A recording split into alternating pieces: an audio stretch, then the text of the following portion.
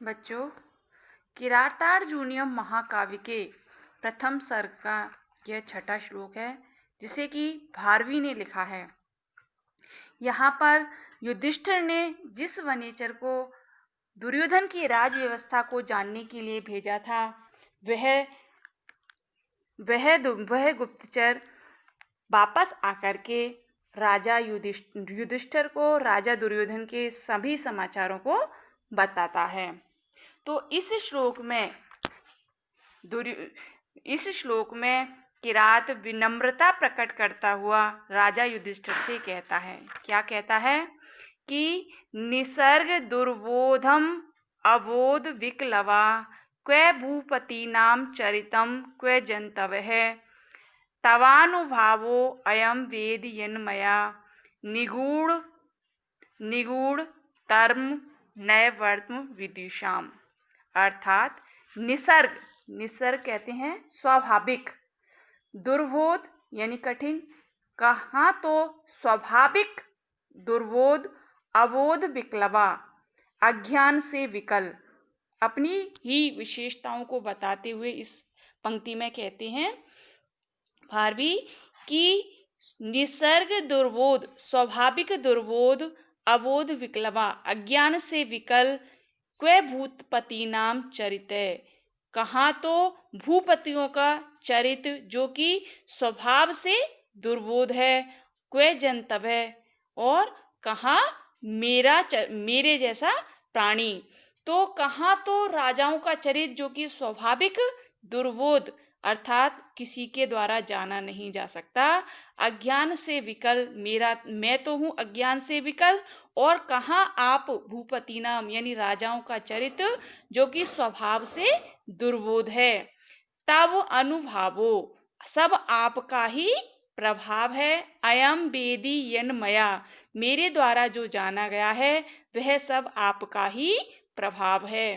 निगूढ़ तर्म नैवर्त्म विदुषाम, अर्थात गूढ़ रहस्यों वाला नैवर्त्म नीति का मार्ग, विदुषाम शत्रुओं का जो नीति का मार्ग है वो गूढ़ रहस्यों वाला है। अन्वय से समझते इसको। निसर्ग दुर्बोधम, स्वभाव से दुर्बोध, भूपति नाम अर्थात राजाओं का चरितम यानी आचरण, कहाँ तो स्वभाव से दुर्बोध राजाओं का आचरण, क्वे कहाँ निगूढ़त्वम गूढ़ रहस्य वाला, विद्युषाम शत्रुओं का, नैवर्त्म शत्रुओं का नीति मार्ग, यत जो मया अवेदी मेरे द्वारा जाना गया है, तत् वह सब, अयम यह, तब आपका ही अनुभव अर्थात प्रभाव है। तो कहाँ तो स्वभाव से दुर्बोध राजाओं का आचरण, और कहाँ मेरे समान अज्ञान के कारण अशक्त प्राणी।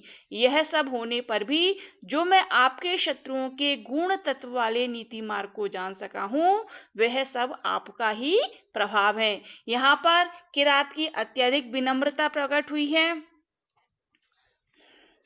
निसर्ग दुर्बोधम में निसर्गेण दुर्बोधम इति तत्पुरुष समास का प्रयोग हुआ है। भूपति नाम शब्द में भुवः पतय इति भूपतय, तेषाम भूपति नाम षष्ठी तत्पुरुष है। अबोध विक्लवा में नैबोध इति अबोध, अबोधेन विक्लवा, अबोध विक्लवा, यहाँ पर नन समास भी है और तृतीय तत्पुरुष समास भी है। क्वै चरित है, क्वै जंतव है, यहाँ पे दो क्वै का प्रयोग महान अंतर सूचित करता है। इससे ज्ञात होता है कि दोनों में महान अंतर है। अब इसकी संस्कृत व्याख्या देखो।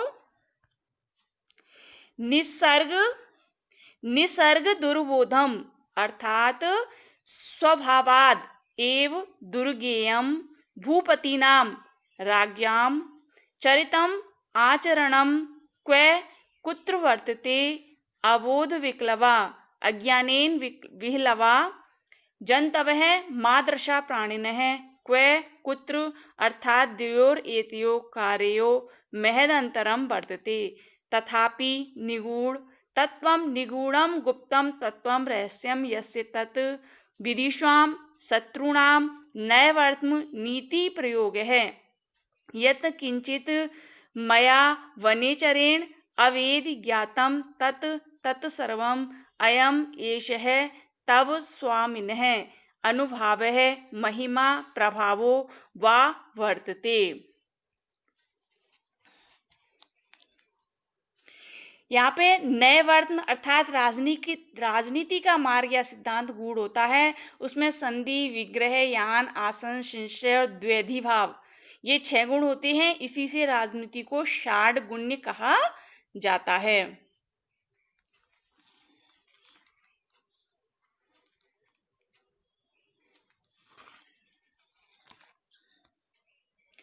अगला श्लोक देखिए। विशंकमानो भवतः पराभवम नृपासन स्थो अशि वनाधिवासिनः दूरोदरच्छद्म जिताम समीहते नयेन जेतुम जगतिम सुयोधनः। शब्दार्थ देखिए। नृपासन स्थ, राज सिंहासन पर स्थित। विशंक मानो अर्थात आशंका करता हुआ। भवतः अर्थात आपके, पराभवम पराजय रूपी तिरस्कार की आशा करता हुआ। नृपासन स्थो अशि सिंहासन पर स्थित भी। वनाधिवासिनः वन में निवास करने वाले। दुरोदरच्छ जुए के कपट से जीती गई। समीहते यानी जीतना चाहता है। नयेन जेतुम राजनीति में जीतना चाहता है। नयेन यानी नीति के द्वारा, जगति यानी पृथ्वी को। सुयोधन यहाँ पर आया है दुर्योधन के लिए। अन्वय से देखिए पहले।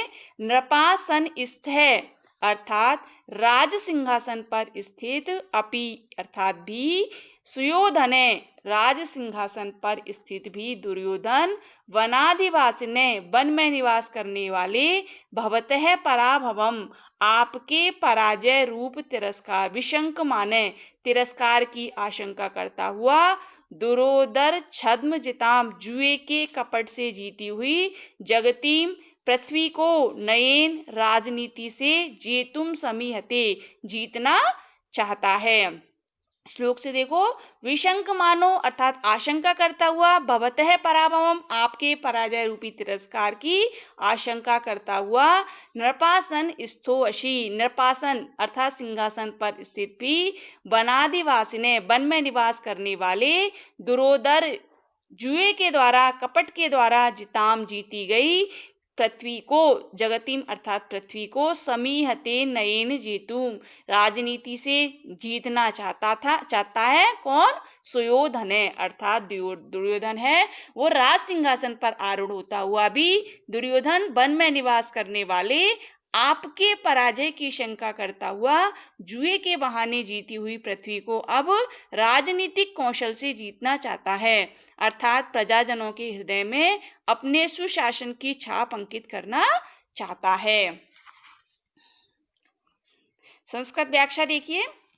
नृपासन स्थः अपि सिंहासना अधिरूढ़ो अपि सुयोधन दुर्योधन वनाधिवासिनः अरण्य भासिनः भवतः युधिष्ठिरात् पराभवम पराजयम विशंकमानः आशंकमानः दुरोदर छद्म जिताम धूत कपट प्राप्ताम जगतीम पृथ्वीम नयेन नीत्या जेतुम प्राप्तुम समीहते इच्छति नयेन राज्यम स्वायत्ती कर्तुम प्रबलेच्छु सुयोधन सांप्रतम नोदासीन इत्याशः।